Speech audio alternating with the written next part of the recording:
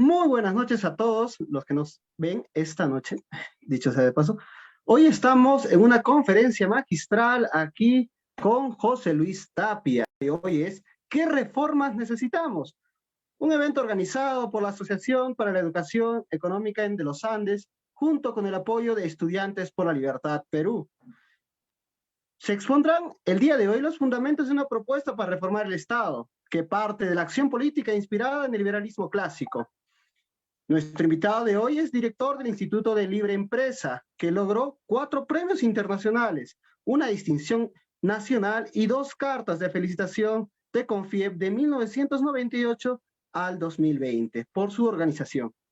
Presidente del Centro de Liberalismo Clásico desde el 2018, vicepresidente del Perú del Foro Liberal de América Latina desde el 2018, miembro fundador del Partido de Evolución, asesor económico del despacho del viceministro de Integración y Negociaciones Comerciales Internacionales de 1998 a 2000, autor de libros 42 estrategias efectivas de liderazgo empresarial, cómo vender ideas liberales, empresa, economía y libertad, y colaborador de La Salida, catedrático universitario de Economía y nivel de pre y posgrado desde el 2000, economista graduado de la Universidad Ricardo Palma. El día de hoy esperemos tener esperemos aprender mucho el día de hoy con usted invitado. Adelante.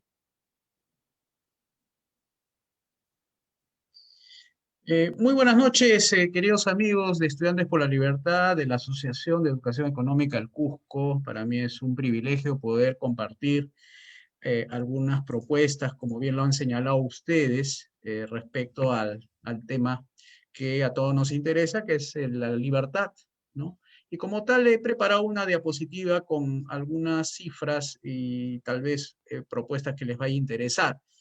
Primeramente, déjenme decirles que felizmente y gracias a la colaboración de muchos colegas, es que se ha llevado a cabo una serie de experiencias que han permitido tener una propuesta aterrizada, porque es algo que se nos venía indicando a muchas personas interesadas en las reformas liberales que tuvieran una propuesta que pudiera ser factible de implementar.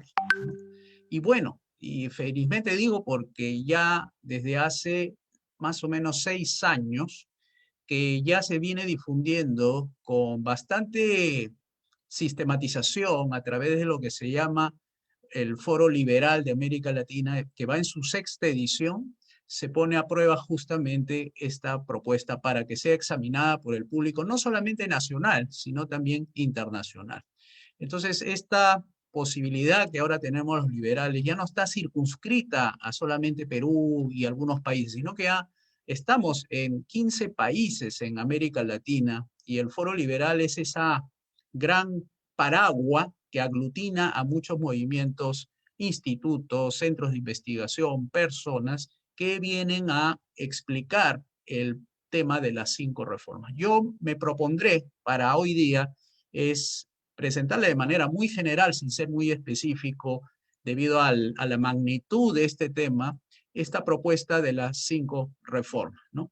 Yo soy, aparte, director general del instituto que nos dedicamos a formar gente en esta perspectiva, junto a mi socia Miriam Ortiz, quien es también la que lidera este equipo del Instituto de Libre Empresa. Entonces, voy a pasar inmediatamente a presentarles a ustedes, queridos amigos, la propuesta que queremos compartir con ustedes, ¿no? Primeramente, ¿por qué necesitamos las reformas? ¿No? Esa es una buena pregunta que todos nos debemos hacer porque reforma significa darle de nuevo forma a algo que no está funcionando, ¿no? Reforma, ¿no? Y entonces la necesitamos por todos estos indicadores. Como ustedes ven ahí, el Producto Bruto Interno en el Perú arrancó bien en los 90, pero fíjense cómo ha ido perdiendo velocidad y tasa de crecimiento. Eso ya nos está diciendo algo acerca de que el mercado, el libre mercado, necesita una reforma. No al mercado mismo, sino a todo el marco institucional que nos vamos a referir luego. Luego, la evolución de la deuda sigue creciendo. O sea, ¿para qué se hizo la reforma de los 90 si estamos teniendo cada vez a los peruanos más endeudados, ¿no? 57.000 millones de dólares, y esto significa que tarde o temprano hay que pagarlo con más impuestos. Luego, ¿qué experiencia pudimos sacar de haber separado al Banco Central de Reserva del Ministerio de Economía y Finanzas como una solución para que no siga causando la hiperinflación? Pero tenemos inflación, y la inflación es la pérdida adquisitiva, como dice el profesor Ludwig von Mises. Entonces se pierde poder adquisitivo. La inflación es la pérdida de poder adquisitivo, y lo mantenemos hasta ahora. Subyacente significa una inflación que aún cuando le sacas los productos que tienen estacionalidad y que puede subir de precio por esas variaciones de las épocas del año, sigue en subida. Y el presupuesto general de la República no para de crecer, más allá de las tasas demográficas, sigue creciendo en una explosión como si viviéramos en un país rico, ¿no? Entonces tenemos un presupuesto que crece más allá de la tasa de crecimiento incluso del PBI. Miren esto, no parece escabroso, no parece una situación bastante anómala que un país de ingresos bajos, de 6.000 dólares al año de PBI per cápita, tenga 36 tipos de impuestos que tengamos que pagar por ser formales? Además, la experiencia de haber tenido una cuarentena nos ha marcado bastante, en el sentido de que no parecíamos ser una economía fuerte, pero miren cuántos millones de empleos se han perdido. O sea, no era tan fuerte la economía como decían muchos analistas, ¿no? Esta economía es fuerte, tiene fuertes fundamentos macroeconómicos y por tanto podemos soportar los choques externos, internos y todo eso. Y ahora se debate, justamente como hay una nueva cuarentena, ¿qué van a pasar con las MIPES ahora? Están entre entrar en un proceso de default, o sea, no pagar las deudas, y sale el gobierno a justamente ayudar, entre comillas, porque ustedes saben que toda ayuda del gobierno sale de los propios bolsillos de los ayudados, mediante impuestos, deudas, etcétera. Y estamos en esa disyuntiva. Hace unas horas en Arequipa han estado marchando contra la cuarentena, y es que no pueden soportar la cuarentena porque eso significa un apagón productivo. Cada peruano financiará con 1.489 soles de deuda para que el presupuesto que se le asigna al gobierno pueda ser de alguna manera cubierto con nuestro propio esfuerzo. Con deuda personal, o sea, 1.489, estamos financiando a un gobierno que no para de crecer. Ahora bien, eso ha sido la parte macro, pero los problemas de las reformas particulares, o sea, los problemas microeconómicos que a todos nos toca, no han sido abordados ni por el gobierno actual, ni el gobierno anterior, ni todos los gobiernos desde que sabemos desde la época de Juan Velasco Alvarado, desde el año 70. ¿Cuáles son? Sigue estando presente el tema económico, y es que el 44% dice que no le alcanza el dinero. El 43% tiene miedo a ser asaltado. El 36% no tengo trabajo. El 26% tengo problemas de seguro de salud. El 16% siente que hay cobros elevados en los servicios básicos, agua, desagüe. El 10% señala, debo mucho dinero, seguramente a los bancos, cajas. 9% los colegios cobran y le parece excesivo. El 9% también de los peruanos considera que es su nivel educativo muy de baja calidad. Y así ustedes pueden ir viendo toda esta lista de problemas que no han sido solucionados. Y esa es la agenda que los candidatos deberían abordar en estos momentos. Esta es la verdadera discusión de las personas de a pie, esos 10 millones de peruanos que trabajan todos los días en las calles. Esta relación de 12 puntos es la que se debería discutir en los planes de gobierno. Entonces, ¿cómo salir de la situación? ¿No? ¿Cómo salir? ¿De qué manera? ¿Cuál es la ruta? Bueno, en el Instituto de Libre Empresa, que estamos de alguna manera difundiendo este programa que se llama Las 5 Reformas, se basa en un proyecto liberal clásico, ¿ya? O sea, le ponemos apellido y nombre, ¿no? Liberal clásico. Ustedes saben que hay liberalismo, ¿no? Bueno, nosotros le ponemos liberal clásico. ¿En qué se basa este proyecto liberal clásico para salir de todo ese diagnóstico que no ofrece algo alentador? De tres ejes principales.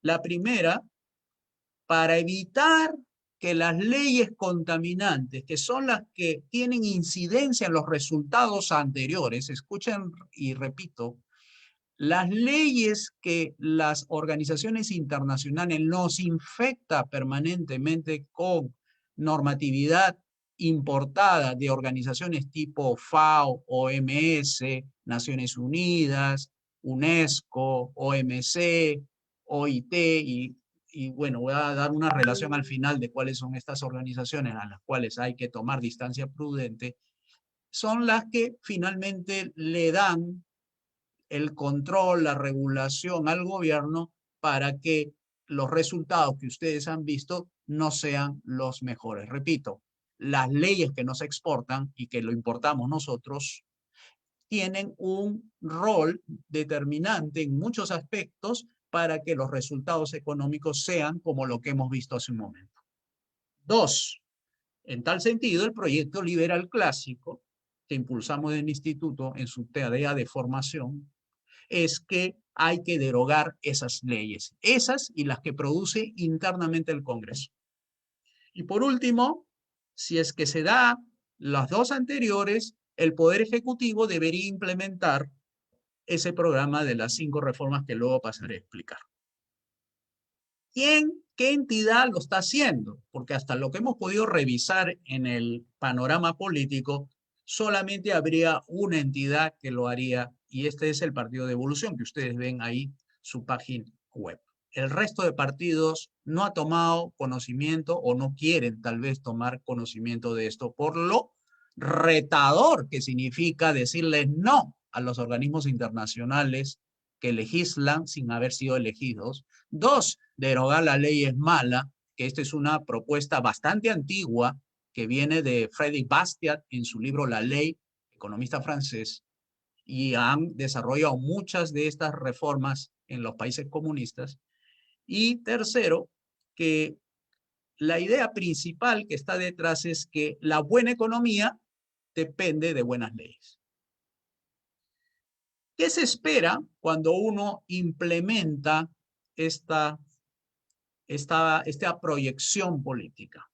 Lo que uno espera, por lo menos se ha visto esto en la realidad cuando lo han aplicado de una manera más o menos cercana, no digo el 100% porque no existe en estos momentos un país que haya aplicado el 100%, pero los que se han acercado, los que han ido en esa orientación de hacer las reformas, este proyecto liberal clásico, han tenido estos resultados. Qatar, $124,000 de ingresos anuales por habitante. Macao, una región administrada por China, 113,000. Singapur, 94,000. Kuwait, 84,000. Brunei, 82,000. Y ustedes ven la lista, no es que Europa sea la única posibilidad para ganar dinero ahí, ni siquiera en Norteamérica. Son países asiáticos, países africanos, que haciendo las reformas correctas puede llevar a elevar el nivel de vida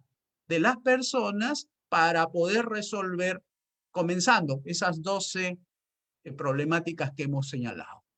Entonces, no es teórico lo que acabo de decir, es evidencia que se corrobora en la realidad cuando los países han aplicado las 5 reformas, unas con mayor grado y otras con menor grado, que se han aproximado, sí, que se han aproximado poco, mucho, pero lo han hecho en esa orientación. Tenemos casos de capitalismo, porque este proyecto liberal clásico te conduce a un capitalismo liberal. Y ahí tenemos las calles de Luxemburgo, aplicando el capitalismo liberal. Las calles y la estructura institucional capitalista en Singapur tiene estos resultados, como ustedes ven en pantalla. Hong Kong, Berlín, Alemania, Shanghái en China, Río Nilo en África, Marruecos, otro país africano. ¿Gracias a qué?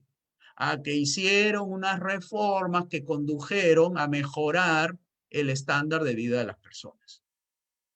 ¿Cuáles son esas 5 reformas que estoy presentando y que este sería el programa transicional? Transicional significa que es por un periodo de tiempo. Se entiende que transicional es sacar una economía de una actual situación y llevarla a una situación deseada. El programa arma el camino para salir de esa situación no deseada, que en nuestra consideración es socialismo, y queremos llevar al país hacia un nivel de capitalismo liberal, lo más, si se puede, el 100%, el 100%. Estas 5 reformas son la reforma política, que significa aplicar el principio del liberalismo clásico de gobierno limitado, la reforma económica, que es la aplicación del principio de mercado libre, las reformas educativas, salud y pensionaria, que es la aplicación del principio de propiedad privada, constituyen el marco de actuación de cualquier entidad política que pretenda sacar al país de la actual situación en que se encuentra a llevarla a una situación como la que hemos descrito en los países de esta lista importante de los que más ganan en el mundo. Estas serían las 5 reformas. Primera reforma política. ¿En qué consiste? Consiste en medidas, por lo menos las principales. Recuerden que esto es un proceso de tomar distancia prudente de las organizaciones internacionales, derogar las leyes malas, las que tienen incidencia en los resultados económicos de las empresas y las personas, y por tanto de recaudación tributaria para el gobierno, y por último, tiene incidencia a nivel general. Estas medidas son lo que ustedes ven en pantalla: disminuir las funciones del Estado a solo justicia, seguridad y obras públicas. Devolver el resto de las funciones, que no son estas, las que no, ustedes saben que el gobierno tiene muchas funciones, las que no están en esta lista, pasa al sector privado. Eso implica reformar el Poder Judicial, porque es una reforma pero muy importante, porque acá están los derechos individuales a la vida, a la libertad y la propiedad. Reformar la policía, porque lo que piden las personas es calles seguras. Revisar los acuerdos internacionales, porque no todos son malos. Hay algunos acuerdos que dan orden internacional. Esa no es la que estamos hablando. Son aquellas que introducen regulaciones, controles, fiscalizaciones que impiden que las personas puedan estar en un libre mercado. Y todas las leyes que se opongan a dicha reforma. Hay algunas propuestas que hemos presentado en alguna ocasión, y es que en el Poder Ejecutivo, ¿cómo quedaría después de esta implementación de las 5 reformas? Ustedes van a ver que solamente queda 5 poderes ejecutivos dentro del Poder Ejecutivo, que es defensa, interior, justicia, relaciones exteriores y transporte. Esas serían las únicas funciones y ahí está cuantificado. Este Poder Ejecutivo gasta solamente 31.000 millones de un presupuesto que para el año pasado era 177.000, lo cual es baratísimo y se puede lograr los objetivos de mayor estándar de vida, mayores ingresos y darle seguridad a las personas en las calles. También hay que considerar que la educación va a subir su nivel, como igual el caso de la atención médica, lo que hace falta tanto de camas, hospitales, médicos. Bueno, eso se cobertura con estas 5 reformas, y en el aspecto pensionario también va a haber una mejora sustancial porque va a haber libre mercado de pensiones. El resto, Congreso, Poder Judicial, son parte de la República, así que eso no se toca. Sí se toca las funciones de los gobiernos regionales y municipales, solamente se van a dedicar a los aspectos de ornato, parques y carreteras. ¿Cuánto te gastas por tener un gobierno pequeño pero eficiente? 47.000 millones de soles de un presupuesto de 177.000. Eso significa en términos porcentuales del PBI, es decir, cuánto absorbería de la riqueza de los peruanos, solamente el 6%. Actualmente está el 30%. sin considerar las empresas y los organismos descentralizados que no forman parte del presupuesto porque tienen autonomía constitucional. Aquí está lo que llamaríamos la propuesta transicional, es decir, qué haríamos con los pobres en el caso educativo, en el caso de las pensiones y en el caso de la salud. Se le estaría entregando unos vouchers, que es la propuesta de Friedman, mientras se va privatizando, liberalizando y desregulando dichos mercados, ¿no? Ahí hay una transferencia a los más pobres del Perú, que es más o menos el 21% de aproximadamente 32.000 millones de soles. Ese vendría a ser el programa social de este programa liberal clásico. Aporte general, es decir, lo que devolvemos en la propuesta es 97.000 millones. Eso es más o menos la cuantificación. Ok, esto significa 3.000 soles por peruano. Más o menos le tocaría si fuéramos equitativos.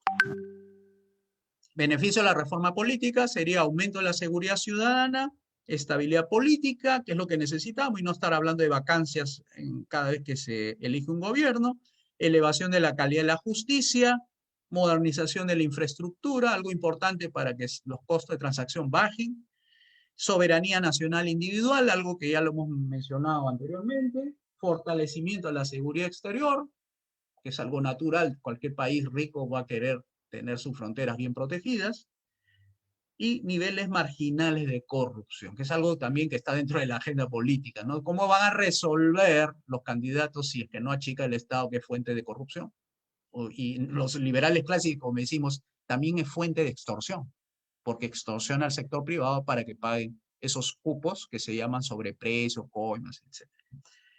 Ok, pasemos a la segunda reforma, que es la económica, y ustedes van a notar la similitud en todos los mercados que vienen, que es privatizar los mercados, que son todos los mercados, tanto de bienes como de factores de la producción, que están la mano de obra, los recursos naturales, el capital y el talento empresarial. Luego, eliminar todas las regulaciones económicas. No voy a entrar en detalle esto porque quisiera que pregunten más bien para ver cómo está, digamos, la percepción acerca de esta propuesta.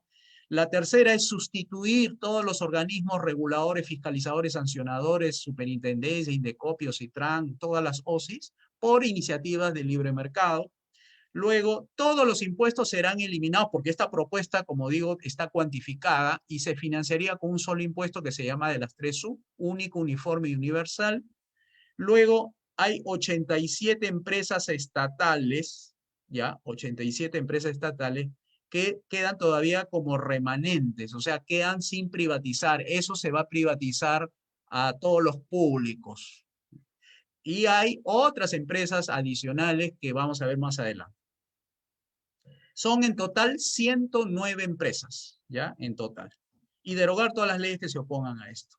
¿Qué significa? Que estas empresas que ustedes ven en esta lista, que es de electricidad, de finanzas, minería, hidrocarburos, saneamiento, infraestructura y todo eso, es lo que se va a transferir al sector privado bajo privatizaciones populares. Es decir, no se va a vender a empresas para que éstas ofrezcan. No, aquí se va a transferir la propiedad en forma de título de propiedad llamado acciones a todos los peruanos. Ahora, la discusión está en si entregarlo de manera gratuita, que eso es lo que quisiéramos que se entregue.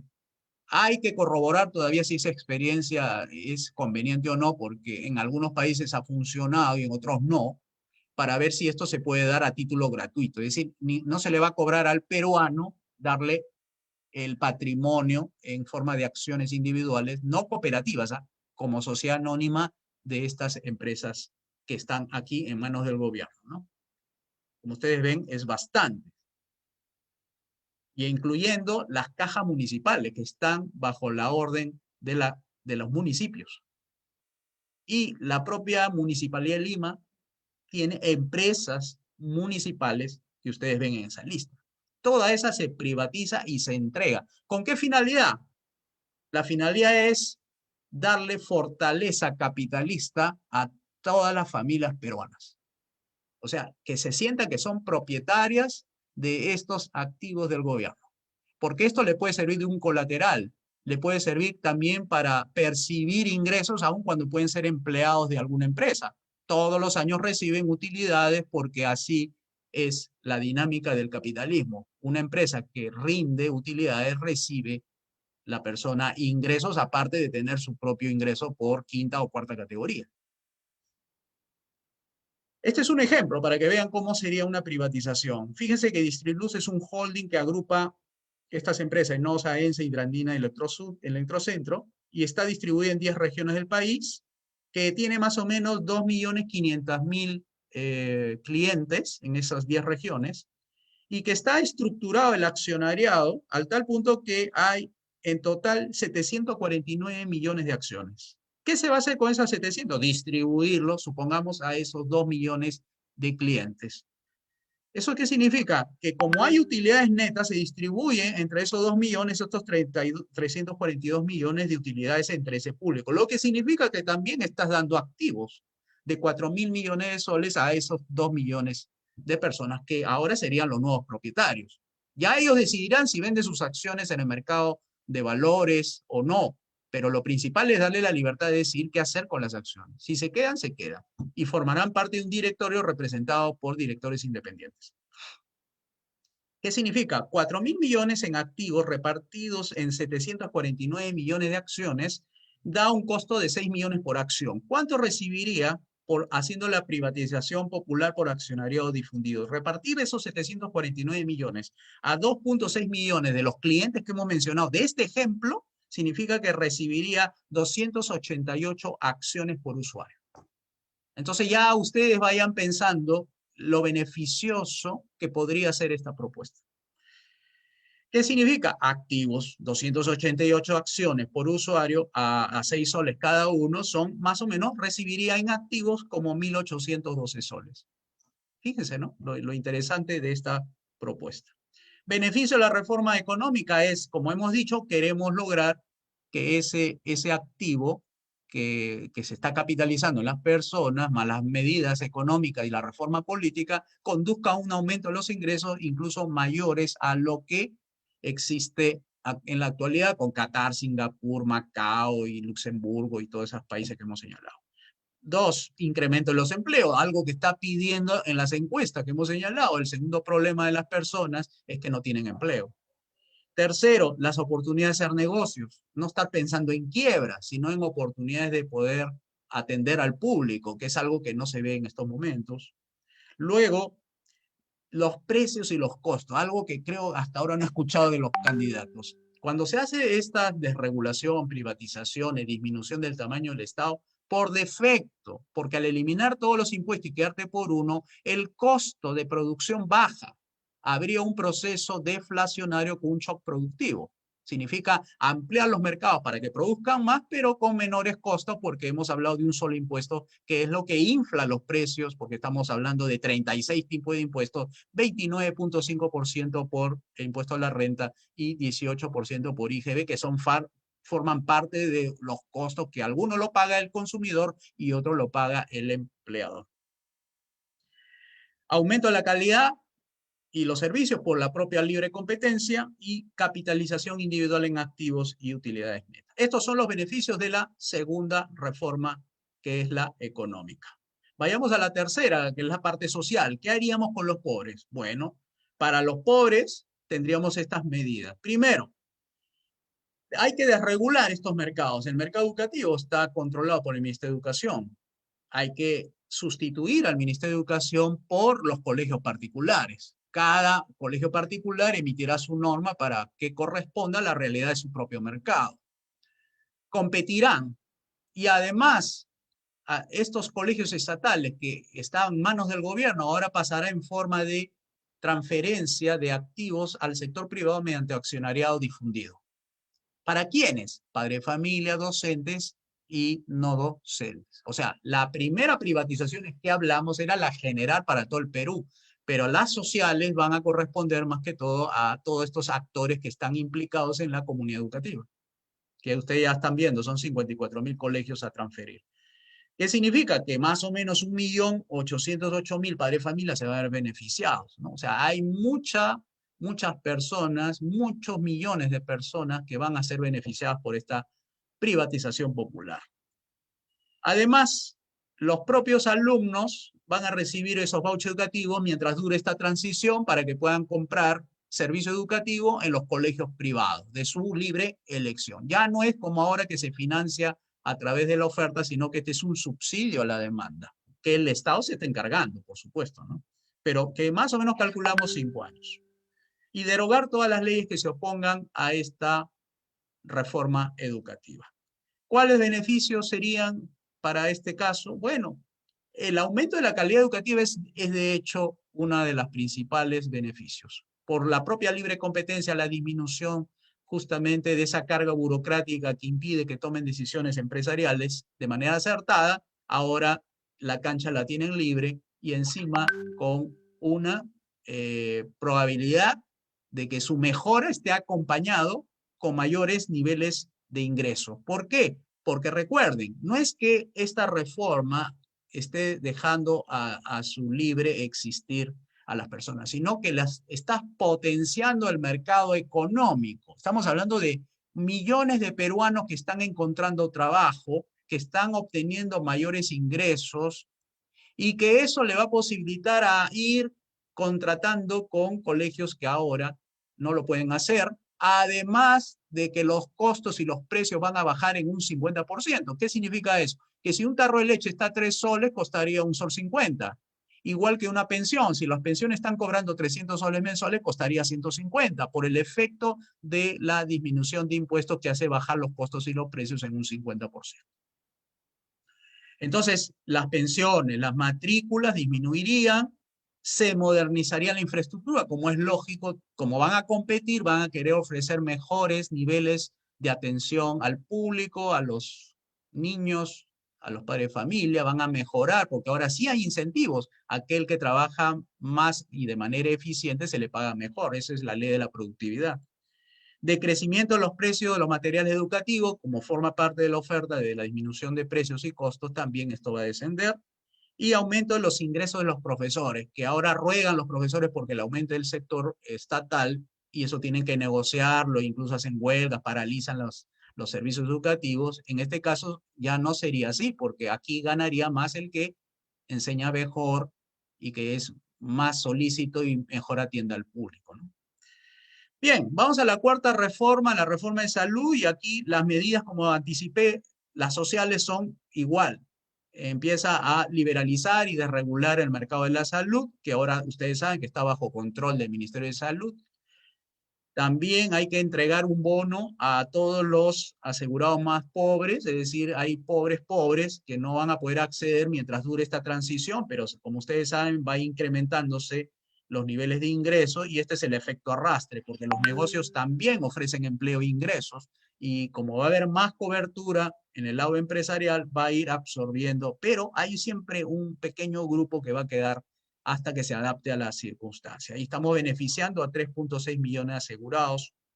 19.000 establecimientos hospitalarios que están en manos del Ministerio de Salud va a ser transferido a 191 médicos, enfermeros y administrativos en su totalidad. Estas transferencias las van a manejar ellos. Recuerden que son los médicos, son los enfermeros y administrativos que pueden contratar gerentes, no tienen que necesariamente ellos hacer la labor gerencial de cómo administrar un hospital, una posta médica, una clínica, un policlínico. Ahora pueden incluso alquilar un servicio de gerentes hospitalarios, ¿no? Lo principal es que hay que darle la oportunidad a que estas personas tengan esa posibilidad de que sean propietarios de estos enormes hospitales que solamente lo ven pero no lo sienten. Lo serán, lo sentirán cuando sean de ellos, ¿no? Y hay salud, que también tiene un presupuesto que es más o menos paraestatal, es una empresa mixta, también hay que darles a los asegurados su bono porque ellos han contribuido y hay que devolverles, ¿no? O sea, aquí, como ustedes verán, la transferencia de los activos al sector privado va a la comunidad y también a los usuarios, ¿no? No he podido cuantificar los usuarios acá, pero hay millones de personas que utilizan esto y eso también formará parte del paquete que se tiene que entregar para que funcione dinámicamente la economía. Ok, Beneficio entonces la reforma de salud, la oferta hospitalaria que hemos visto no se va a quedar ahí, va a entrar más gente porque la cancha va a estar libre, es decir, todo el mundo va a poder poner el hospital, los consultorios, etcétera. Además que la regulación que usualmente pensamos, ¿y quién controla estos hospitales, estas clínicas, estos médicos? Bueno, primero hay su propia regulación natural del mercado, y además hay 5 más que si me lo preguntas se los diré, pero el Poder Judicial, que es la reforma importante en nuestro modelo, se encargará justamente de aquellas denuncias que estén diciendo que estos hospitales o este médico, etcétera, no hizo bien su labor o estafa, fraudes y cosas por el estilo. Ahí sancionarán. O sea, no es que el libre mercado sea libre mercado a tu suerte, no. Es libre mercado con un poder judicial, con una policía reformada, ¿no es cierto? Honesta, que es los niveles que queremos, que estará atento que se cumpla la ley y los contratos, ¿no? Así que la calidad de atención por el propio libre mercado, la libre competencia, hará que el paciente sea el mejor tratado y sus familiares también, ¿no? Precios y costos de algo que está carísimo, una aguja, una cama UCI, ¿no? Una hospitalización a 500 soles diarios en algunas clínicas, otras 1000 soles, bueno, va a bajar, pues, porque al haber mayor oferta frente a una misma demanda, baja el precio y los costos. Además que las propias medidas que hemos señalado anteriormente contribuirán por la disminución de los impuestos a la disminución justamente de los costos en un 50%.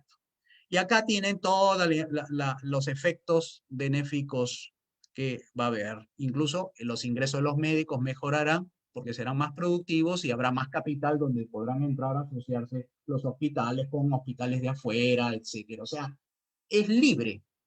Ya entra la creatividad de cómo mejorar el servicio.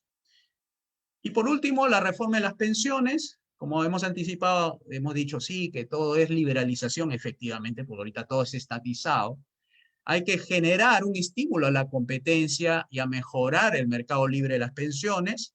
Hay que devolver lo que la ONP tiene en su quehacer ahí, manejo. ¿Cuántos aportantes? Son 1.600.000.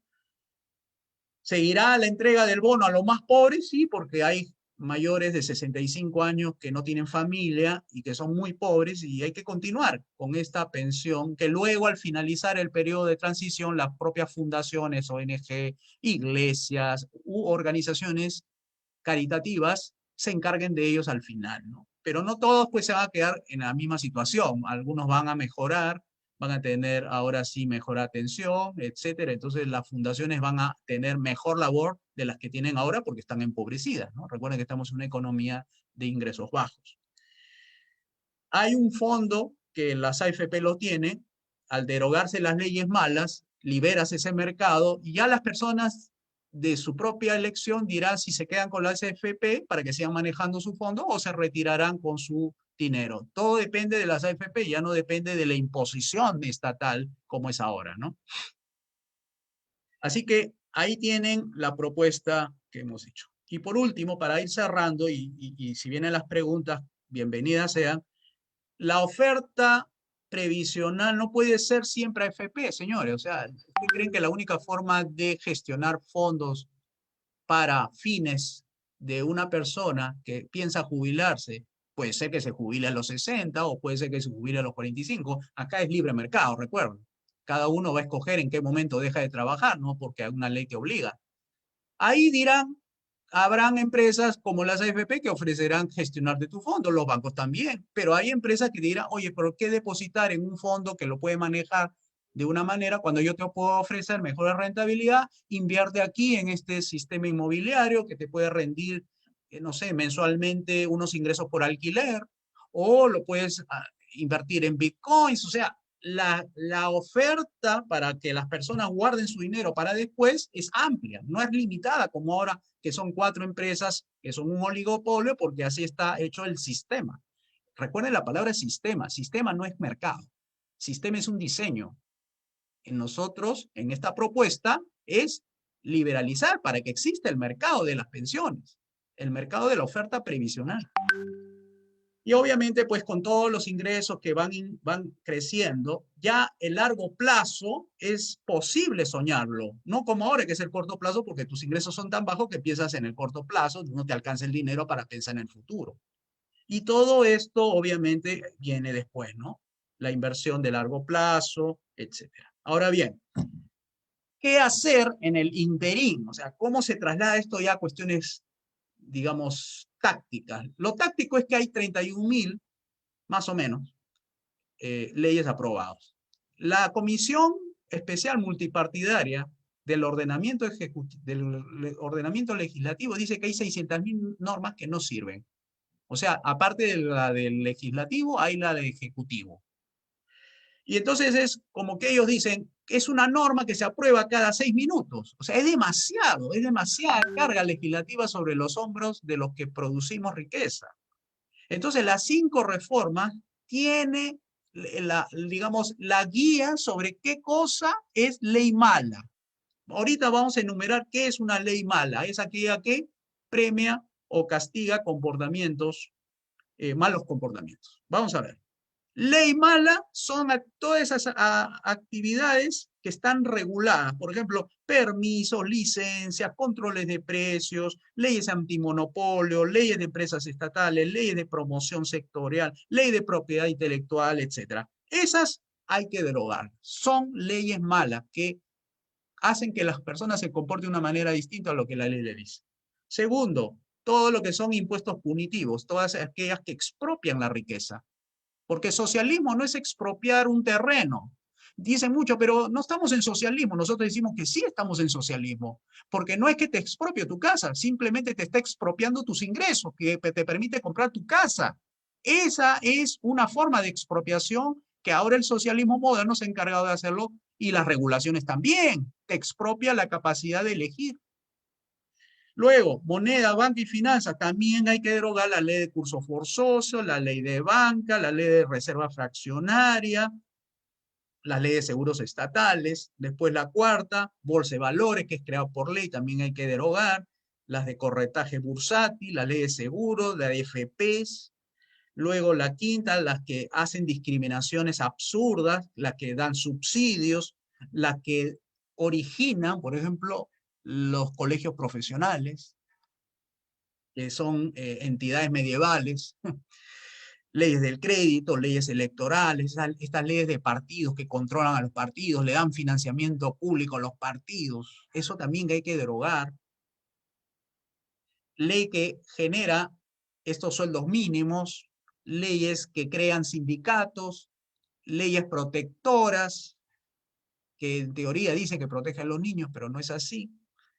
La séptima y penúltima, las leyes de actividades sociales, estas que dicen la ley de salud pública, la ley general de medicamentos, la ley de la ONP, la ley de general de educación, la ley universitaria, la ley que crea SUNEDU.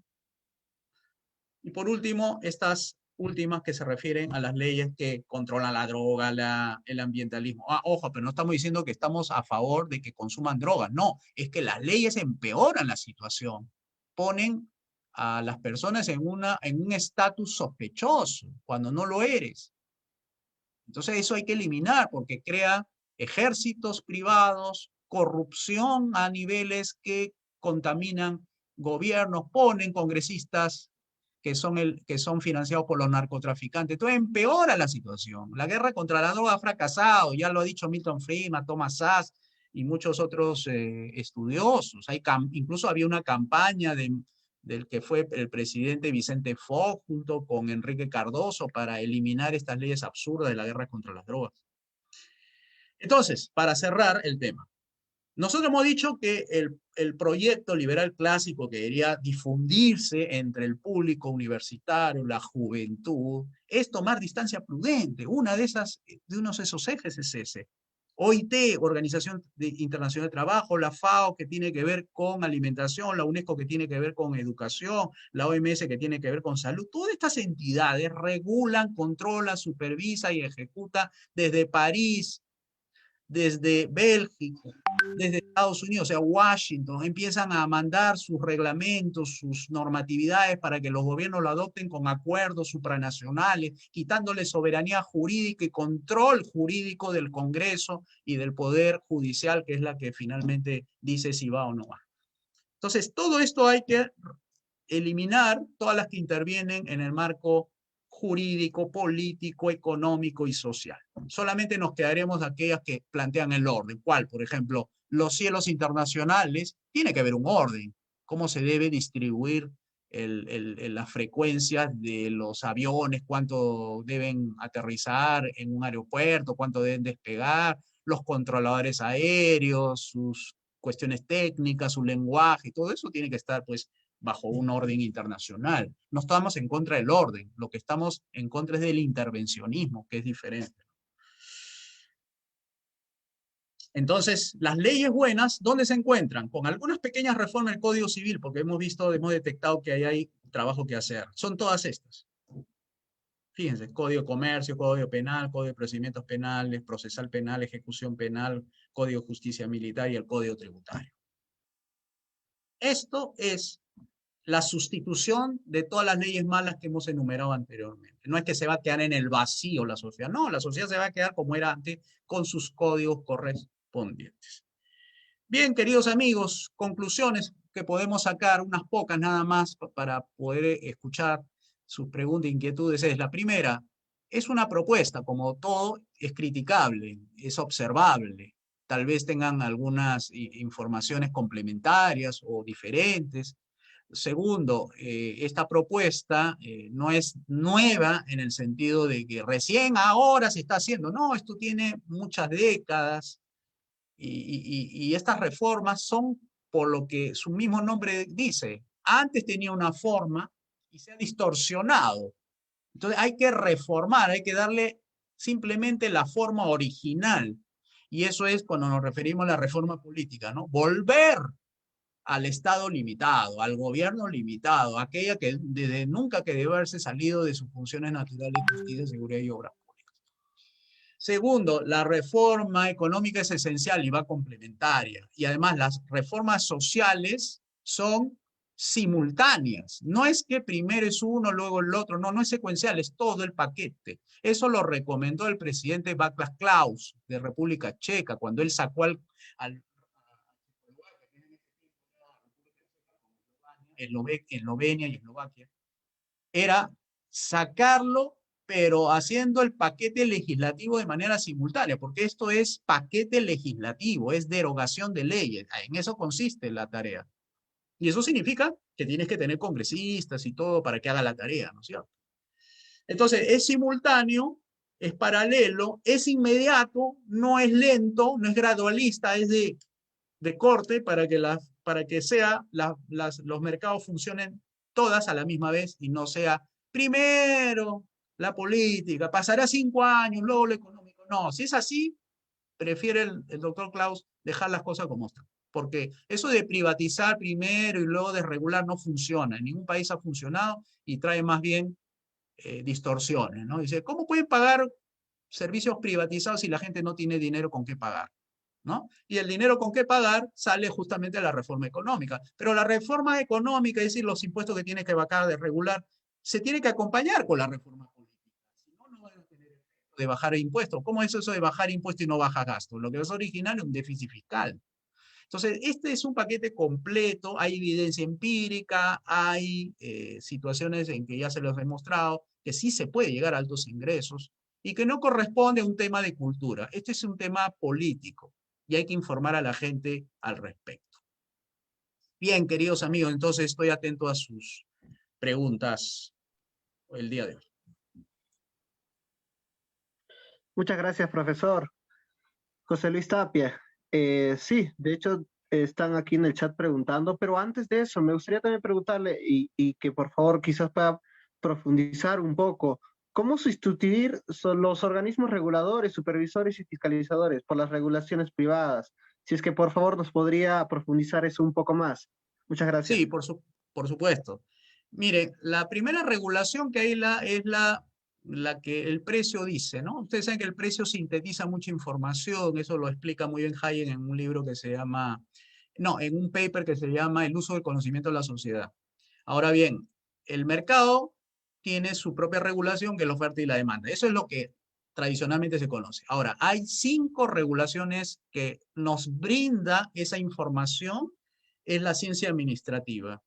La primera regulación es la de los accionistas sobre el gerente. Recuerden que el gerente es el ejecutivo que dice cómo debe actuar la empresa en el mercado. Entonces, el directorio controla al gerente. Esa es la regulación interna de la empresa, del directorio al gerente. Ahí lo fiscaliza, lo remueve o le renueva su confianza. La segunda regulación es la que ejercen los proveedores sobre la empresa. Es decir, los proveedores contratan con empresa y la empresa también contrata proveedores y entre ellos se entienden y hay una regulación implícita de calidad, servicio, atención, etc. Entonces ahí tenemos la segunda regulación. La tercera regulación es de los clientes. Los clientes dicen me gusta, no me interesa, sí me interesa, deberían mejorar aquí. O sea, la caja de sugerencias que tiene toda empresa es para saber si están haciendo bien o mal la cosa. Ahí hay un control, primero, de los accionistas, hay un control de los proveedores, el tercer control que ejercen son los clientes, el cuarto control son lo de los competidores. Recuerden que la empresa no está libre, la empresa compite, no es monopólica, está siguiendo los pasos y viendo cómo están haciendo los procedimientos administrativos, el trato al cliente, etcétera, si está cometiendo errores o no, pero está en constante evolución la libre competencia, por tanto ahí gana el que sirve mejor al público. Entonces, esa es la cuarta. Y la quinta es lo que le llaman los stakeholders. Los stakeholders, es decir, la asociación de consumidores, las universidades con sus investigaciones, los medios de comunicación también con sus investigaciones que reciben denuncias del público, etc. Me olvidaba de una que era importante, las certificadoras.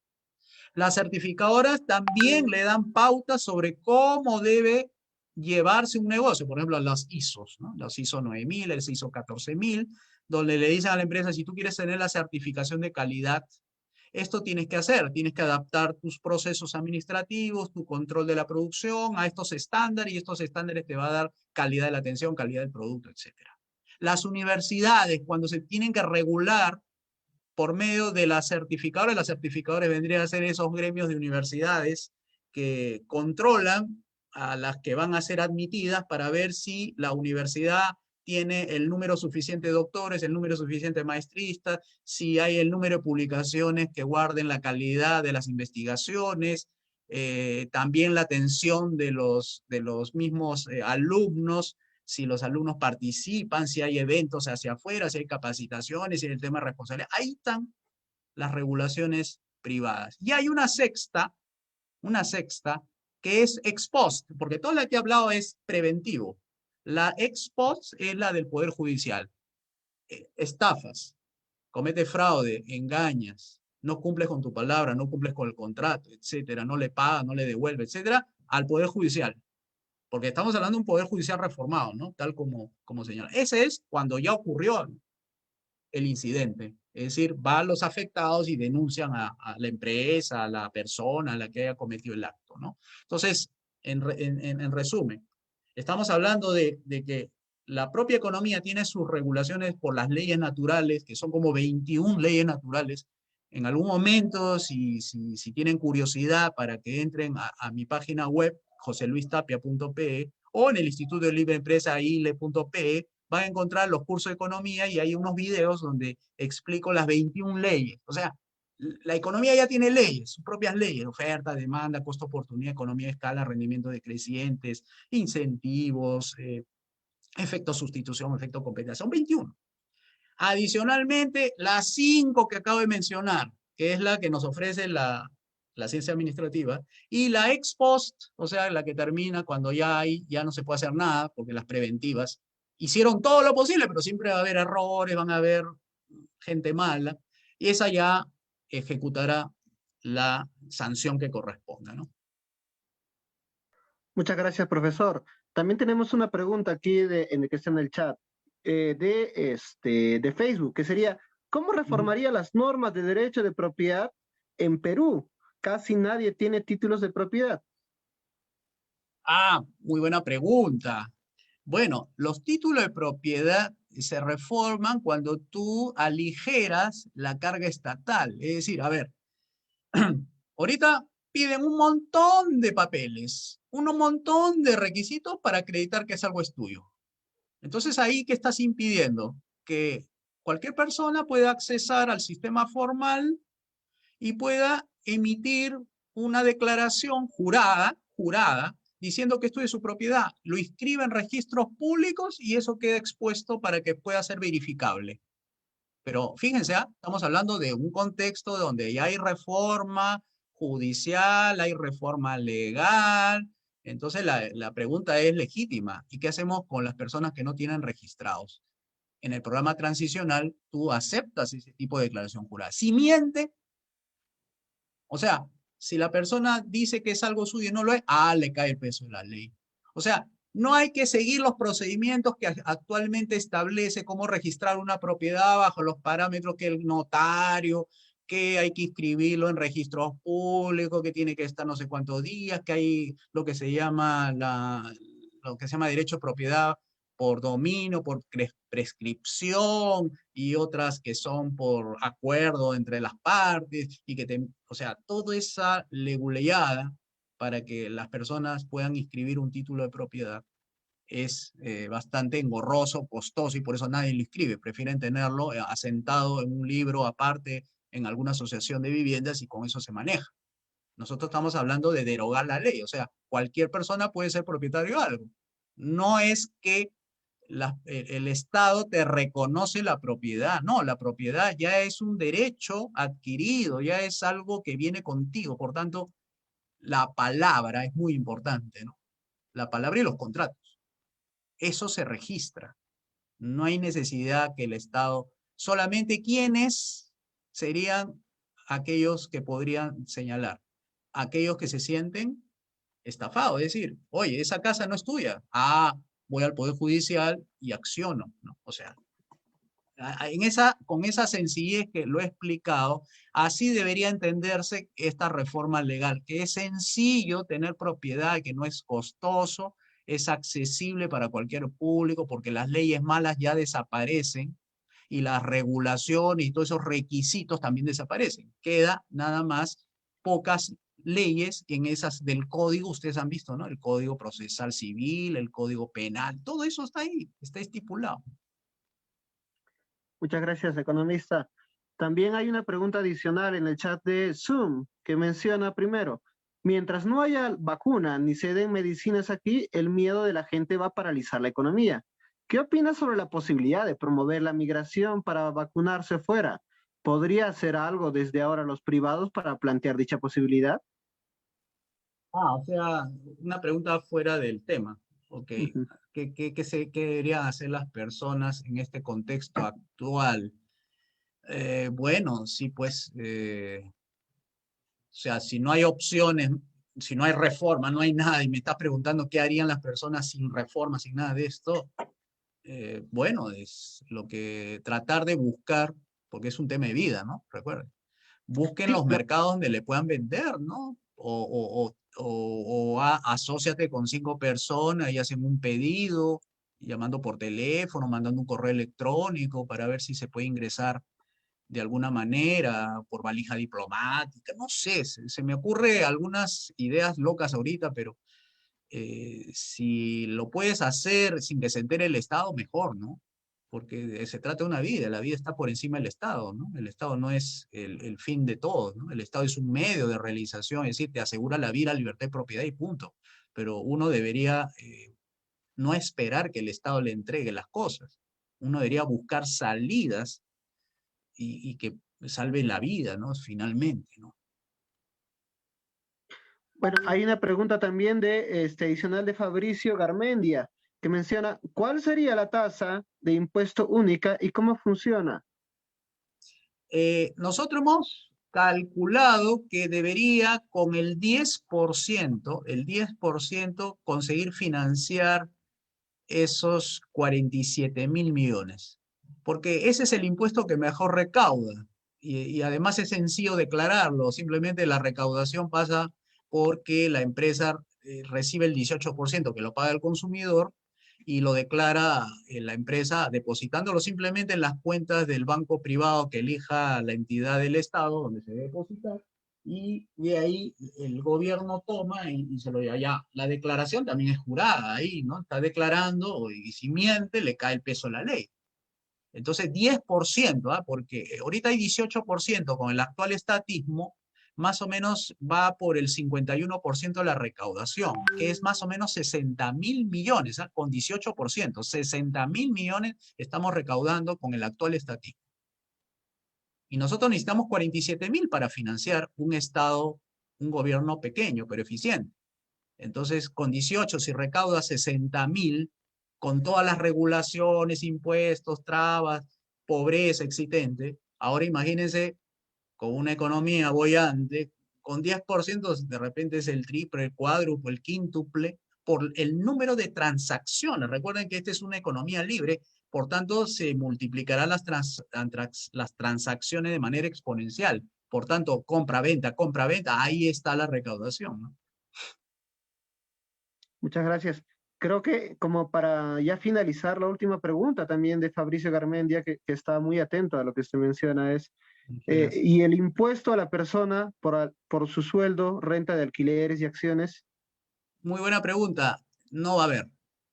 O sea, el único, por eso decimos universal, único y uniforme, es el impuesto a la venta. Por tanto, olvídense, impuesto de primera categoría, propietarios, los otros activos financieros que es de segunda, impuesto a la renta para empresas tampoco, impuesto de cuarta para las profesiones, impuesto de quinta para los trabajadores, no va a existir, solamente se va a financiar el de las ventas. Nada más. Y hay 8 países en el mundo que no cobran impuesto a la renta por ningún concepto, 8 países del mundo, que muchas son colonias británicas, etcétera, pero no cobran. Es porque la propuesta es tan, digamos, tan sencilla, es decir, el Estado a su lugar, que solamente justicia, seguridad y obras públicas es suficiente para financiarse con un impuesto, que el resto de los impuestos que ustedes han visto, que son 36, es para financiar ese Estado elefantiásico de 177.000 millones. Nosotros estamos hablando de un Estado pequeño, eficiente, pero pequeño haciendo bien las cosas, ¿no? Entonces sí, no hay impuesto a la renta, hay impuesto a la venta, que es diferente, ¿no? Bueno, hay una última pregunta de Miguel Segovia que menciona, mi consulta es, bueno, leyendo completo, buenas noches con todos. Mi consulta es de qué manera reformaría la ley de propiedad intelectual y cómo lo asocia con los nuevos emprendimientos, dado que tras la pandemia ya sean o informales o legales. Ya, la propiedad intelectual hay que tener en cuenta que no todo es propiedad intelectual, como la ley lo dice. Por ejemplo, una marca es propiedad intelectual, ¿ya? Un invento es propiedad intelectual, pero no es propiedad intelectual prohibir que la gente comercializa un producto que tú le compraste al propietario del invento. Por ejemplo, si alguien inventa un reloj, ¿ya? Con estas características, etcétera, y lo vende bien barato. Lo inventa y es barato. Así que la propiedad intelectual, ¿qué te reconocería? Ah, tú eres dueño de lo que has producido y le pones tu marca. O sea, José Luis Tapia, la marca reloj José Luis Tapia. Por tanto, este reloj bajo mi nombre es mío. Pero si yo agarro este reloj y saco un duplicado, un triplicado, un cuadruplicado, o sea, hago 4 de esto y lo vendo, recupero o no, no sé, pues si recupero o no mi inversión. Pero la cosa es que ya tú lo vendiste. La persona que te compró recibe el reloj, él es propietario, por tanto, no existiría en esta propuesta lo que se llaman las patentes. Una patente es un monopolio, es impedirle que aquella persona que compró el reloj pueda utilizarlo para venta. O sea, pueda utilizarlo y hacer de este reloj que compró 1 millón de relojes. Ahora bien, ¿qué es lo que no puede hacer el propietario del reloj? Es venderlo como José Luis Tapia. O sea, al reproducir el reloj en 1 millón de unidades, él no puede poner José Luis Tapia, porque José Luis Tapia es una propiedad y el dueño, si le vende la marca a esta persona que compró y reprodujo 1 millón de copias, sí va. Lo que no puede hacer es tomar el nombre que es propiedad de otra persona, la marca, me refiero a la marca, y venderlo como si fuera la marca de él. Eso no puede ser, eso se llama estafar. Entonces, ¿qué tiene que hacer el propietario de la marca? Simplemente cuando él reproduzca en 1 millón de unidades, le tiene que poner su marca, no la marca que es propietario de la otra persona. Entonces, si vas a vender algo con marca y copiar lo otro, ya se imaginan, pues, la competencia que habría, ¿no? No habría posibilidades de que existan estos monopolios farmacéuticos que se reservan durante 10 años la explotación de la inversión y todo eso. O sea, finalmente lo que quiero decirles es que una cosa es patente y otra cosa es propiedad intelectual. Propiedad intelectual es del invento, es tuyo, pero no impidas que otros comercialicen tu invento si es que tú ya le vendiste una parte de ese invento a otra persona para que lo reproduzca. Muchas gracias. Como última pregunta, ya para también culminar este evento de la Asociación para la Educación Económica de los Andes, aquí estamos con José Luis Tapia, economista renombrado a nivel nacional. Tenemos la última pregunta, que sería de Miguel Trevejo. Buenas noches. ¿Privatizar las empresas de telefonía en el Perú fue buena desde su punto de vista y las regulaciones se deben dar después o antes de la privatización? A ver, de la primera parte, las privatizaciones de los 90 fueron mal hechas, porque dieron monopolios estatales, o sea, lo que antes era de propiedad del Estado bajo el mercado del Estado, controlado por el Estado, lo dieron en forma de privatizaciones privadas con monopolios privados, que es peor todavía porque cobran acá, ¿no? Entonces, debieron haberse hecho más bien libre competencia, no generar monopolios, eso debieron haberse hecho, ¿no? De las regulaciones, a ver, si yo privatizo, no es para ponerle regulaciones al privado, al contrario, lo estoy liberalizando. Por eso decimos hace un rato, las regulaciones estatales se sustituyen por las regulaciones privadas. ¿Qué es una regulación privada? Es un control privado. O sea, las empresas actúan bajo control. El que ha llevado curso de administración sabe que administración es control. Entonces, hay control de la empresa internamente, externamente, judicialmente. Entonces ya hay regula y encima tiene el propio mercado que lo regula con sus leyes económicas, que esas sí no son de carácter obligatorio, pero su tendencia a fracasar es desconocerlas. Entonces tiene por todos lados la empresa a privatizar, va a tener que cumplir o si no quiere cumplir le va a ir mal, estas regulaciones privadas. O sea, no es que el mercado ande sin regular, es totalmente regulado. Ya hemos explicado la económica, que tiene 21 leyes que regula de manera no obligatoria, pero lo puede, digamos, dejarla, pero le puede ir mal si la deja completamente. Dos, tiene las regulaciones propias de la gestión, que es interna, y externa, que hemos hablado que son las certificadoras, la competencia, los stakeholders, los clientes, y la interna es la de los accionistas al que gestiona la empresa. Y la última, la ex post, la regulación de las leyes, donde le dicen no robar, no mentir, no matar, no estafar, cumple con tu palabra. Esa es la coactiva, esa es la sancionadora, la penal, si dañas la vida, la propiedad y la libertad. Entonces, solito nada más ya la empresa entra a un nuevo marco institucional donde sabe que mentir, robar, matar, estafar, etcétera, le puede caer el peso de la ley y ya no tiene, o sea, por lo menos disuade. No estoy diciendo que no va a haber en un contexto así ninguna estafa, no, va a haber disuasivo, sí, pero de prometer que en esa nuevo orden institucional no va a haber ninguno es como pedir que todos seamos ángeles al 100%, ¿no? Siempre va a haber alguien que quiere sacarle la vuelta a la ley, pero le va a caer el peso justamente y la sanción como para desanimar a otros que lo hagan, ¿no? Muchas gracias, economista José Luis. José Luis Tapia, agradecidos a todos los chicos que estuvieron viéndonos, Ángel Nut, Fabricio Garmendia, Flora Toyuco, Guamán, Alexander Loaiza y Américo Tepaez. Este fue un trabajo de la Asociación para la Educación Económica de los Andes. Esperemos que haya sido de su agrado. Para despedirse, últimas palabras, José Luis, economista José Luis Tapia, si algo que quiera decir. Por supuesto, es un mensaje de esperanza diciéndole, queridos jóvenes, investiguen, eso es lo primero que tienen que hacer, investigar, leer, informarse, porque si hay salidas, lo que estamos proponiendo merece que lo investiguen. Hay páginas web que he dejado, ile.pe, que es del Instituto Libre Empresa, hay páginas del Foro Liberal de América Latina, hay muchos recursos ahí para bajar. Está la página del profesor Alberto Mansueti, está la página mía, joseluistapia.pe.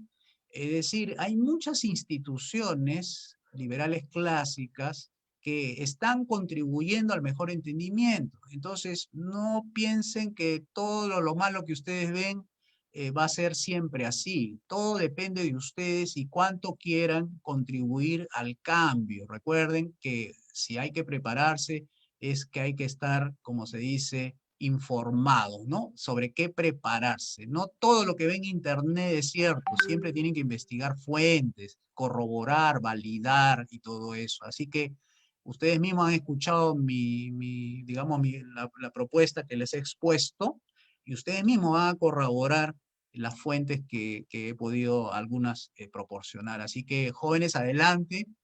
Muy agradecido con la Asociación para la Educación Económica de los Andes. Muchas gracias a Carlos Dávila, al grupo de Estudiantes por la Libertad Perú. Están haciendo un enorme esfuerzo. Los felicito y los aliento y celebro que sigan haciendo estos tipos de eventos que ayudan a difundir y a informar a la gente. Y por qué no, formar, que es todavía más problemático en las actuales circunstancias donde estamos a todos a distancia. Nuevamente, muchas gracias y muy agradecido con ustedes. Muchas gracias, profesor. Muchas gracias a todos los que se pudieron hacer la transmisión. Muchas gracias a Estudiantes por la Libertad también. Y esto fue todo. Esto fue una sesión con el economista José Luis Tapia Rocha. Hasta pronto.